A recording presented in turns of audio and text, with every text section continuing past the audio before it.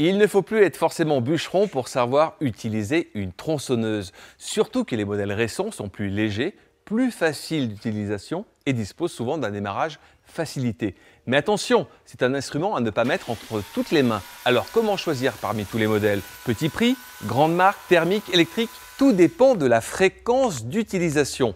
Mon premier choix se porte sur une tronçonneuse électrique Bosch avec 35 cm de guide pour 1800 watts de puissance moteur. Avec un poids de 4 kg, vous avez ici une machine précise, efficace et pratique.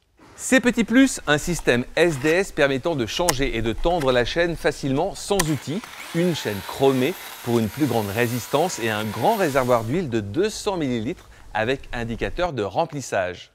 La tendance actuelle est la tronçonneuse à batterie qui permet un travail d'une grande efficacité. J'ai choisi une tronçonneuse à batterie Ryobi. Elle fonctionne avec une batterie ion lithium 36 volts compatible avec tous les appareils 36 volts Ryobi. Son avantage, elle comporte un puissant moteur et une vitesse de chaîne très élevée pour une coupe rapide et nette. Son guide de 35 cm lui permet d'être à l'aise dans tous les travaux de coupe ou de petit abattage. Elle cumule aussi tous les points de sécurité d'une grande. Catégorie phare avec un excellent rapport qualité-prix. J'ai choisi pour vous une tronçonneuse thermique Stihl équipée d'un moteur à balayage stratifié de 30 cm3 développant une puissance de 1200 watts. Très nerveuse, polyvalente et légère, elle est extrêmement fiable et parfaitement équilibrée. C'est une machine qui convient pour la coupe du bois de chauffage et pour tous les travaux d'entretien du jardin. La marque Stihl est plébiscitée par les professionnels. Vous trouverez différents modèles dans tous vos magasins Monsieur Bricolage. Avant d'utiliser votre tronçonneuse pour la première fois, vous devez impérativement lire le guide d'utilisation. Avant toute intervention sur la tronçonneuse, pensez à retirer la bougie du moteur ou le fil de bougie pour les tronçonneuses thermiques et à débrancher les tronçonneuses électriques. Avant ou après utilisation de votre tronçonneuse, il faut vérifier des points importants capitaux pour votre sécurité et la longévité de votre matériel. Quel que soit le modèle, vous avez deux parties, le moteur et l'outil de coupe. L'outil de coupe a une très grande importance. Il effectue près de 50% du travail. Il est constitué d'une chaîne de coupe et d'un guide. La chaîne et le guide peuvent être achetés dans votre magasin Monsieur Bricolage. Gardez précieusement les références. Effectuez le nettoyage du carter d'embrayage et réglez la tension de la chaîne. Faites attention, quand vous remontez le guide, à ce que le piton de tension se trouve bien en face de son orifice. Contrôlez le pignon d'entraînement et en cas d'usure importante, n'hésitez pas à le changer.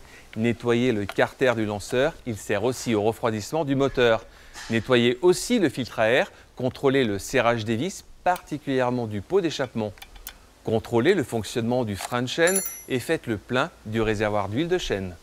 Une fois que vous avez utilisé votre tronçonneuse thermique, électrique ou à batterie, il faut vérifier quelques points importants avant de la remiser. Le guide de la tronçonneuse demande à être entretenu régulièrement. Nettoyez la gorge dans laquelle coulisse la chaîne, enlevez les bavures avec une petite lime plate, utilisez de l'huile préconisée. Pensez à tendre régulièrement la chaîne, 2 à 3 maillons d'entraînement doivent sortir du guide en tirant fortement sur la chaîne. Si le graissage est mauvais, elle aura tendance à se détendre rapidement. Donc, à chaque plein de mélange, faites le niveau d'huile de chaîne. La technique d'affûtage est difficile à comprendre. Je vous conseille donc de vous rapprocher d'un service après-vente et de vous la faire expliquer. Actionnez aussi régulièrement votre frein de chaîne pour voir son efficacité.